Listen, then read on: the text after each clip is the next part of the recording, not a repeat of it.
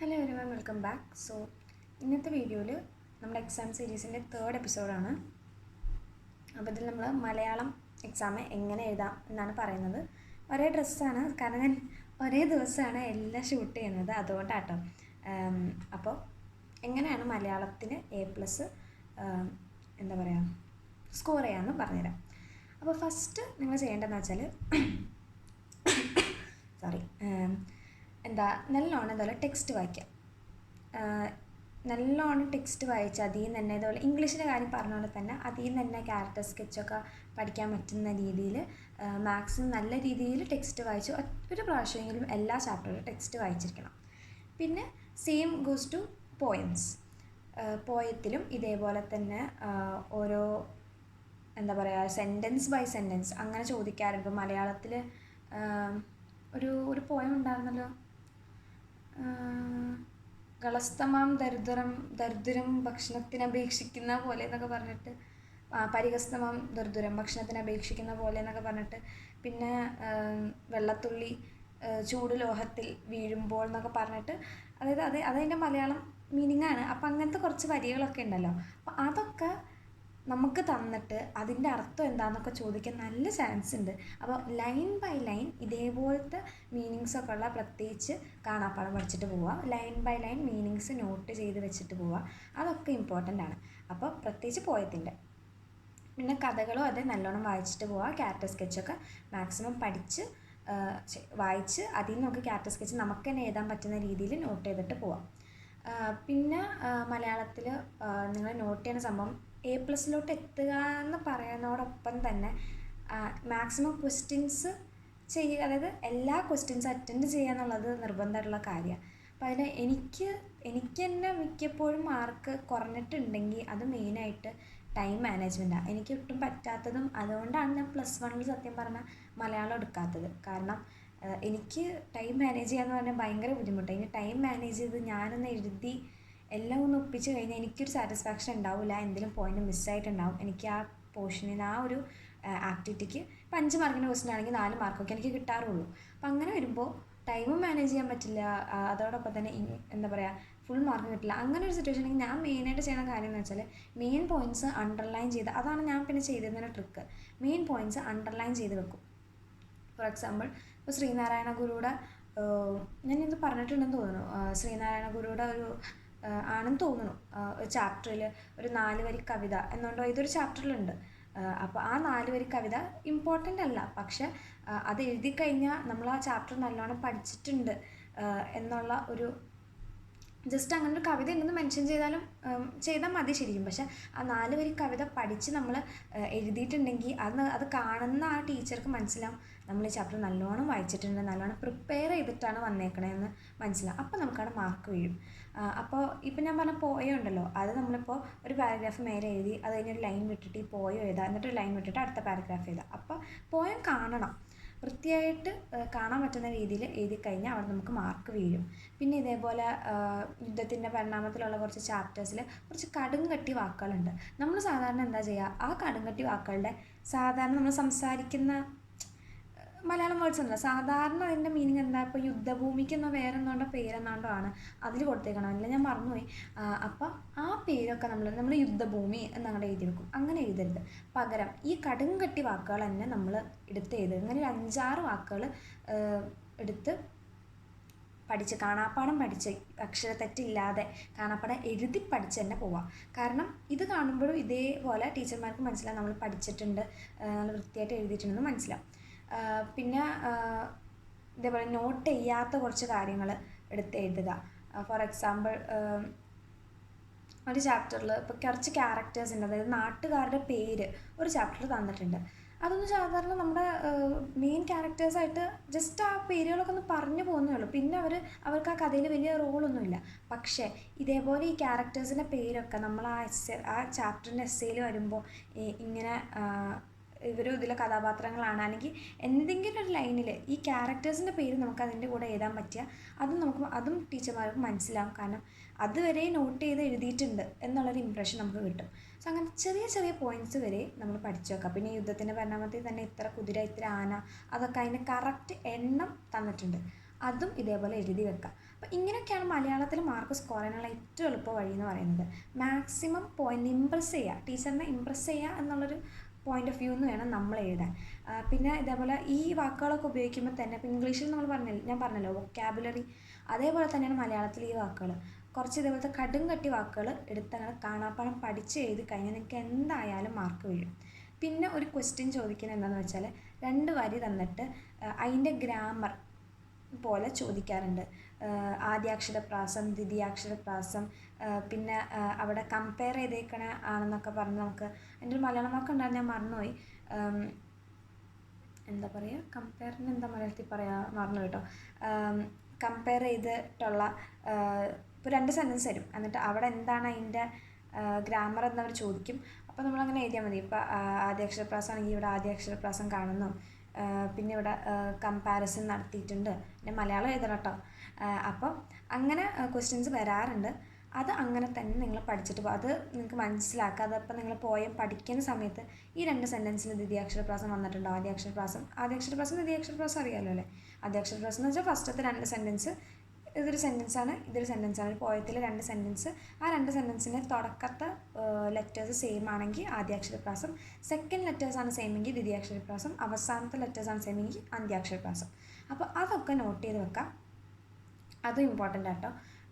പിന്നെ മലയാളത്തിൽ അങ്ങനെ കത്തും കാര്യങ്ങളൊന്നും അങ്ങനെ ചോദിക്കാറില്ല. പിന്നെ ഇടയ്ക്കാണ് കണ്ടിട്ടുള്ളൂ എന്നാണെന്നാണ് എൻ്റെ ഒരു ഓർമ്മ. ഡയറി ഒക്കെയാണ് പിന്നെ ചോദിക്കാറുള്ളത്. പിന്നെ സ്പീച്ചിൻ്റെ എന്താ പറയുക, പ്രസംഗം എഴുതാൻ വേണ്ടി നമുക്ക് പറയാം. മുഖപ്രസംഗവും പ്രസംഗവും ഉണ്ട്, അത് രണ്ടും മാറിപ്പോയത്. മുഖപ്രസംഗം മീൻസ് എഡിറ്റോറിയൽ, ന്യൂസ് പേപ്പറിലാണ്. അവിടെ നമ്മൾ ബഹുമാനപ്പെട്ട എന്നൊന്നും പറഞ്ഞ് എഴുതരുത്. പ്രസംഗത്തിലാണ് ബഹുമാനപ്പെട്ട എന്നൊക്കെ പറഞ്ഞ് എഴുതണ്ടേ. പ്രസംഗത്തിൽ ഈ പറഞ്ഞ സംഭവങ്ങളൊന്നും എഴുതിയില്ലെങ്കിൽ, അതായത് ഫോർ എക്സാമ്പിൾ നമ്മളിപ്പോൾ ഇംഗ്ലീഷിൽ റെസ്പെക്റ്റഡ് ടീച്ചേഴ്സ് എന്നൊക്കെ പറയില്ലേ, അല്ലെങ്കിൽ പ്രിയ സുഹൃത്തുക്കളെ, അങ്ങനെയൊന്നും പറഞ്ഞ് തുടങ്ങിയില്ലെങ്കിൽ പ്രസംഗത്തിൽ നമ്മുടെ മാർക്ക് കുറയും. അതിന് പകരം നമ്മൾ പ്രിയ സുഹൃത്തുക്കളെ, ഇന്ന് ഞാനിവിടെ പറയാൻ പോകുന്നത് ഇന്ന വിഷയത്തിനെ കുറിച്ചാണ്, അങ്ങനെ തന്നെ പറഞ്ഞു തരണം. അല്ലെങ്കിൽ നമ്മുടെ മാർക്ക് അവിടെ എന്തായാലും കുറയും. ഇപ്പോൾ പ്രസംഗമാണെങ്കിൽ അതേപോലെ പ്രിയപ്പെട്ട സുഹൃത്തുക്കളെ ഇന്ന വിഷയമാണ് പറയുന്നത്. പിന്നെ പ്രസംഗത്തിൻ്റെ ഇടയിൽ ചോദ്യങ്ങൾ ചോദിക്കാം. ഇതിൽ നമുക്ക് പലർക്കും പല അഭിപ്രായങ്ങളാണുള്ളത്. ഇത് ശരിക്കും ശരിയാണോ, അങ്ങനെയൊക്കെ പറഞ്ഞ് നമുക്ക് ചോദ്യങ്ങൾ പ്രസംഗത്തിൽ ചോദിക്കാം. അതൊക്കെ കാണുമ്പോൾ തന്നെ ഇമ്പ്രസ് ആയിക്കോളും ടീച്ചേഴ്സ്. പിന്നെ മുഖപ്രസംഗത്തിലാണെങ്കിൽ നിങ്ങൾ ഇതൊന്നും എഴുതരുത്, എഡിറ്റോറിയലാണ്. ഇതേപോലെ വേണമെങ്കിൽ ചോദ്യങ്ങൾ ചോദിക്കാം. പിന്നെ മുഖപ്രസംഗം എഴുതുന്ന സമയത്ത് നമുക്കിപ്പോൾ ഒരു പാഠഭാഗത്തിനെ കമ്പയർ ചെയ്തിട്ടായിരിക്കുമല്ലോ മുഖപ്രസംഗം എഴുതാൻ വരിക. അങ്ങനത്തെ സമയങ്ങളൊക്കെ നമ്മൾ എന്ത് ചെയ്യുക, നമ്മുടെ പ്രസൻറ്റായിട്ട്, ഫ്യൂച്ചറിലെ പ്രസൻറ്റായിട്ട് കമ്പയർ ചെയ്ത് എഴുതുക. ഫോർ എക്സാമ്പിൾ ഇപ്പോൾ കാസ്റ്റ് ഇഷ്യൂസിനെ പറ്റിയോ അല്ലെങ്കിൽ തൊട്ടുകൂടായ്മനെ പറ്റി ഉള്ളൊരു മുഖപ്രസംഗം എഴുതണമെങ്കിൽ ഇന്നും അത് നിലനിൽക്കുന്നുണ്ടോ, അല്ലെങ്കിൽ അതിനെ പറ്റിയുള്ള കുറച്ച് റിയൽ ലൈഫ് ഇൻസിഡൻസ് ഒക്കെ നിങ്ങൾക്ക് എഴുതാവുന്നതാണ്. അല്ലെങ്കിൽ ഇപ്പോൾ എന്നും കേരള ജനത ഒറ്റയായിട്ട്, അതായത് യൂണിറ്റിയോടെ നിൽക്കുന്നുണ്ട്. അപ്പോൾ നമുക്ക് 2018 വെള്ളപ്പൊക്കത്തിനെ കുറിച്ച് എഴുതാം. ജാതി മതഭേദമന്യേ എല്ലാവരും കൂടെ നിന്ന് ഒറ്റയ്ക്ക് ആ സംഭവത്തിനെ നേരിട്ടു എന്നൊക്കെ പറഞ്ഞാൽ, അല്ലെങ്കിൽ സംഭവം എന്നൊന്നും എഴുതരുത്, ആ പ്രതിസന്ധിയെ നേരിട്ടു എന്നൊക്കെ പറഞ്ഞാൽ അതേപോലെ നല്ല നല്ല വേർഡ്സൊക്കെ ഉപയോഗിച്ച് എഴുതാം. അപ്പോൾ അങ്ങനത്തെ ഇതേപോലെ നടന്ന കാര്യങ്ങളും അല്ലെങ്കിൽ പ്രസൻറ്റിൽ നടക്കുന്ന കാര്യങ്ങളൊക്കെ ആയിട്ട് കമ്പയർ ചെയ്ത് മുഖപ്രസംഗത്തിലായാലും അല്ലെങ്കിൽ സ്പീച്ചിലായാലും അല്ലെങ്കിൽ ഇന്ന വിഷയത്തിനെക്കുറിച്ച് എഴുതുക എന്ന് പറയുമ്പോൾ അതായാലും നിങ്ങൾ കുറിപ്പ് എഴുതാനായാലും ഇതേപോലെ ഫ്യൂച്ചർ എന്നല്ല, പാസ്റ്റ് പ്രസൻ്റായിട്ട് കണക്ട് ചെയ്ത് നിങ്ങൾ എഴുതണം. അതിനൊക്കെ മാർക്ക് വീഴും. അതായത് ഇപ്പോൾ അതിൻ്റെ പ്രസക്തി, അതാണ് അവിടെ ഉദ്ദേശിക്കുന്നത്. അപ്പോൾ ആ പ്രസക്തി എഴുതുമ്പോൾ നമ്മൾ അതിൻ്റെ മുമ്പ് നടന്ന സംഭവങ്ങളൊക്കെ ആയിട്ട് കണക്ട് ചെയ്ത് എഴുതണം, എന്നാലും അവിടെ നമുക്ക് മാർക്ക് വീഴുള്ളൂ. അപ്പോൾ അതൊക്കെ നോട്ട് ചെയ്ത് വെക്കാം. പിന്നെ മലയാളത്തിൽ അങ്ങനെ അക്ഷരത്തെറ്റൊക്കെ മാക്സിമം കുറച്ച്, ഇതേപോലത്തെ കുറച്ച് വേർഡ്സൊക്കെ അക്ഷരത്തെറ്റില്ലാതെ എഴുതേണ്ടതാണ്. അപ്പോൾ അതൊക്കെ എഴുതി തന്നെ പഠിക്കുക. പത്രാശരം അങ്ങനെയാണെങ്കിൽ എഴുതി അങ്ങനെ പഠിച്ചോ. പിന്നെ കഥാപാത്രത്തിൻ്റെ പേര്, ദുര്യോധനൻ, അങ്ങനെയൊക്കെ പറഞ്ഞ ഒരുപാട് പേരുണ്ടല്ലോ, അതൊക്കെ ഇതേപോലെ എഴുതി തന്നെ പഠിക്കുക. പേരുകളൊക്കെ സ്പെല്ലിംഗ് മിസ്റ്റേക്ക് ഇല്ലാതെ എഴുതണം എന്നുണ്ടെങ്കിൽ എഴുതി തന്നെ പഠിക്കാം. പിന്നെ അത്രയൊക്കെ ഉള്ളൂ. ലൈനിൻ്റെ മീനിങ്സും കാര്യങ്ങളൊക്കെ ഞാൻ പറഞ്ഞു. അപ്പോൾ ഇത്ര കാര്യങ്ങളൊക്കെ നോട്ട് ചെയ്താൽ തന്നെ നിങ്ങൾക്ക് മാക്സിമം മാർക്ക് സ്കോർ ചെയ്യാൻ പറ്റും മലയാളത്തിന്. അതേപോലെ ഞാൻ പറഞ്ഞ പോലെ തന്നെ കുറച്ച് വൊക്കാബുലറി ഇൻക്രീസ് ചെയ്യാനുള്ള കാര്യങ്ങൾ, അങ്ങനത്തെ വേർഡ്സൊക്കെ ഉപയോഗിച്ച് നല്ല ക്വാളിറ്റിയുള്ള മലയാളം, അതങ്ങനെയാണ് ടീച്ചേഴ്സ് പറയാറ്, ഉപയോഗിച്ച് നിങ്ങൾ എന്ത് ചെയ്താൽ എക്സാം അറ്റൻഡ് ചെയ്യുക. എക്സാമിലെ എല്ലാ ക്വസ്റ്റ്യൻസും ആ രീതിയിൽ അറ്റൻഡ് ചെയ്യുക. പിന്നെ ടൈം മാനേജ് ചെയ്യാൻ വേണ്ടിയിട്ട് നിങ്ങൾ ആദ്യം ചെയ്യേണ്ടത് 1 മാർക്കിൻ്റെ ക്വസ്റ്റ്യൻ എഴുതുക, 2 മാർക്കിൻ്റെ ക്വസ്റ്റ്യൻ എഴുതുക, അത് കഴിഞ്ഞ് 2 മാർക്കിൻ്റെ ക്വസ്റ്റ്യൻ എഴുതുക. 2 മാർക്കിൻ്റെ ക്വസ്റ്റ്യൻ ഞാൻ ചെയ്തിരുന്നത് 1 മാർക്കിൻ്റെ എല്ലാ ക്വസ്റ്റ്യനും അറ്റൻഡ് ചെയ്യും, 2 മാർക്കിൻ്റെ എല്ലാ ക്വസ്റ്റ്യനും അറ്റൻഡ് ചെയ്യും. ഇപ്പോൾ 4 വന്നിട്ടുണ്ടെങ്കിൽ 3 അറ്റൻഡ് ചെയ്താൽ മതി എന്നുണ്ടെങ്കിൽ 4 അറ്റൻഡ് ചെയ്യും. മാക്സിമം പറ്റുന്നത്ര എക്സ്ട്രാ ക്വസ്റ്റ്യൻസ് അറ്റൻഡ് ചെയ്തിട്ടുണ്ടാകും എന്തായാലും. അത് കഴിഞ്ഞിട്ട് 1 മാർക്കിന് 2 മാർക്കിൻ്റെ കഴിഞ്ഞാൽ പിന്നെ 4 മാർക്കിൻ്റെ 6 മാർക്കിൻ്റെ ആണെങ്കിൽ ആദ്യം 6 മാർക്കിൻ്റെ എഴുതും. 6 മാർക്കിന് 2 എണ്ണം ആദ്യം തന്നെ എഴുതും. കാരണം 6 മാർക്കിൻ്റെ എന്ന് വെച്ചാൽ നമ്മൾ അത്ര എഴുതിയാലാണ് നമുക്ക് 6 മാർക്ക് കിട്ടുള്ളൂ. അപ്പോൾ 6 മാർക്കിൻ്റെ എഴുതും. അത് കഴിഞ്ഞിട്ടാണ് പിന്നെ എന്ത് ചെയ്യുന്നത് 4 മാർക്കിൻ്റെയിലോട്ട് നമ്മൾ പോവുക. അപ്പോൾ 4 മാർക്കിന് നമുക്ക് ടൈം കിട്ടിയില്ലെങ്കിൽ ഇപ്പോൾ 4 എഴുതിയാൽ മതി എന്നാണെങ്കിൽ, അല്ലെങ്കിൽ 5 എഴുതിയാൽ മതി എന്നാണെങ്കിൽ നമ്മൾ 5 എഴുതിയാൽ മതി. ബാക്കി ഇനി 2 എക്സ്ട്രാ ഉണ്ടെങ്കിൽ നമുക്ക് ടൈം ഇല്ലെങ്കിൽ അത് എഴുതണം എന്നില്ല. ടൈം ഉണ്ടെന്നുണ്ടെങ്കിൽ അതിൻ്റെ എന്തെങ്കിലും ആയാലും നമ്മൾ എഴുതി വെക്കുക.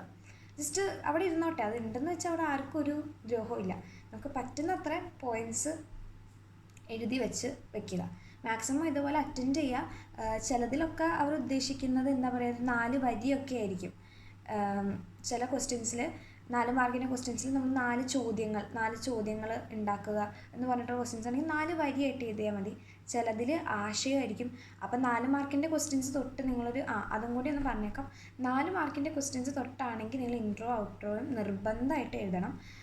ഇപ്പോൾ ആശയം ആയിക്കോട്ടെ, അല്ലെങ്കിൽ കഥാപാത്ര നിരൂപണം ആയിക്കോട്ടെ, ഇന്ന കഥയിൽ നിന്ന് ഇന്ന കൃതിയിൽ നിന്ന് എടുത്തതാണ്, അല്ലെങ്കിൽ ഈ കവി എഴുതിയ കവിതയാണ്, ഇന്ന കൃതിയിൽ നിന്ന് എടുത്തതാണ്, അങ്ങനെ തന്നെ ഇൻട്രോ വെച്ച് തന്നെ തുടങ്ങും. 4 മാർക്കിൻ്റെ ക്വസ്റ്റ്യൻസ്, 4 മാർക്കിൻ്റെ 6 മാർക്കിൻ്റെ ക്വസ്റ്റ്യൻസ് അങ്ങനെ ഇൻട്രോ വെച്ചും ഔട്ട്രോ വെച്ച് ഒക്കെ എഴുതേണ്ടതാണ്. അല്ലാതെ നേരെ നിങ്ങൾ ആൻസറിലോട്ട് കടക്കരുത്. അങ്ങനെ അങ്ങനെ എഴുതിയാൽ നിങ്ങൾക്ക് മാർക്ക് അവിടെ കുറയും. 1 മാർക്ക് 2 മാർക്കൊക്കെ ചിലപ്പോൾ കുറച്ച് നിന്നിരിക്കും. അപ്പോൾ നിങ്ങൾ 1 മാർക്കൊക്കെ ആണെന്ന് തോന്നണം കുറയ്ക്കാം. അപ്പോൾ അതിന് പകരം നിങ്ങൾ 4 മാർക്കിൻ്റെ ക്വസ്റ്റ്യൻ തൊട്ട് ഇൻട്രോയും ഔട്ട്രോയും എന്തായാലും എഴുതിയിരിക്കണം. അതിപ്പോൾ ജസ്റ്റ് ഒരു കഥാപാത്രത്തിനെ കുറിച്ച് പറയുകയാണെങ്കിൽ പോലും, അതായത് ഇവിടെ ആ കഥാപാത്രത്തിൻ്റെ എന്ത് സ്വഭാവ സവിശേഷതയാണ് നിങ്ങൾക്ക് കാണാൻ പറ്റുന്നത്, ഇതേപോലെ മറ്റെന്ത് സവിശേഷതയാണ് കഥാപാത്രത്തിനുള്ളത്, അങ്ങനെ ഒരു ക്വസ്റ്റ്യൻ ആണെങ്കിൽ പോലും നിങ്ങൾ ഇന്ന കവിയുടെ അല്ലെങ്കിൽ ഇന്ന എഴുത്തുകാരൻ്റെ ഇന്ന കൃതിയിൽ നിന്നെടുത്ത ഇന്ന പാഠഭാഗത്തെ ഒരു കഥാപാത്രമാണ് ഇന്നയാൾ. ഞാൻ പറയുമ്പോൾ മനസ്സിലാവുന്നുണ്ടോയെന്ന് എനിക്കറിയില്ല. അപ്പോൾ ആ കൃതി ഏതാണ്, ആരാണ് എഴുതിയത്, ആ പാഠഭാഗത്തിൻ്റെ പേര്, അതിലൊരു പ്രധാന കഥാപാത്രമാണ് ഇദ്ദേഹം എന്നൊക്കെ പറഞ്ഞ് നിങ്ങൾക്ക് എഴുതാം. അത് കഴിഞ്ഞിട്ട് നിങ്ങൾ നേരെ ആശയത്തിലോട്ട് കടന്ന് ഔട്ട്ഡോർ എഴുതാൻ പറ്റിയില്ലെങ്കിലും വിഷയമില്ല, ഇൻട്രോ മെയിനായിട്ട് എഴുതുക. അപ്പോൾ ഇതൊക്കെയാണ് മെയിനായിട്ട് പറയാനുള്ളൂ മലയാളത്തിൽ. മാക്സിമം വായിക്കുക, നല്ല നല്ല വേർഡ്സ് കണ്ടുപിടിച്ചിട്ട് അത് ഉപയോഗിക്കുക. കാണാപ്പാഠം പഠിച്ചിട്ട് പോയ കാര്യങ്ങളൊക്കെ പറ്റാവുന്ന എസ്സേയിലൊക്കെ ആ ചാപ്റ്ററിൽ വരുന്ന എല്ലാ എസ്സേയിലും കുത്തിക്കയറ്റുക. അത്രയൊക്കെ ഉള്ളൂ. ഞാൻ പറഞ്ഞല്ലോ, SSLC എന്ന് പറഞ്ഞാൽ കൂടുതലും ലിബറലായിട്ടാണ് നോക്കുള്ളൂ. മാക്സിമം നിങ്ങൾക്ക് പറ്റുന്നത്ര പോലെ അറ്റൻഡ് ചെയ്യുക. മോഡലിന് നിങ്ങൾ ഈ പറഞ്ഞ ടിപ്സൊക്കെ ഉപയോഗിച്ച് നോക്കുക. അതായത് ഇതിങ്ങനെ ചെയ്തിട്ട് നിങ്ങൾക്ക് എന്തെങ്കിലും മാറ്റം ഉണ്ടോ എന്ന് നോക്കുക. അപ്പോൾ നിങ്ങൾക്ക് എൻ്റെ ഒരു ഇതിൽ എനിക്ക് നല്ലോണം ഈ ഒരു ടിപ്സൊക്കെ ഉപയോഗിച്ച് സ്കോർ ചെയ്യാൻ പറ്റിയിട്ടുണ്ട്. അപ്പോൾ അതുകൊണ്ടാണ് അതും കൂടി ഷെയർ ചെയ്യുന്നത്. അപ്പോൾ ഹെൽപ്ഫുൾ ആയെന്ന് വിചാരിക്കുന്നു. അടുത്ത വീഡിയോ ആയിട്ട്. ടാറ്റാ.